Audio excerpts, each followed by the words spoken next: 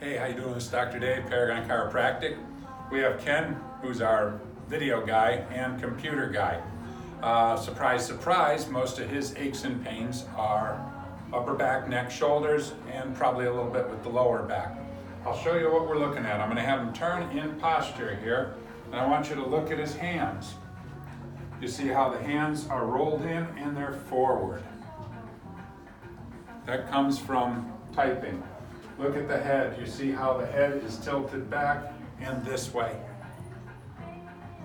So what we want to work on is when we come up in here, we're going to find that there's just like certain vertebrae that don't move as freely as they're supposed to. I'm not going to be able to pull all this back with the adjustment.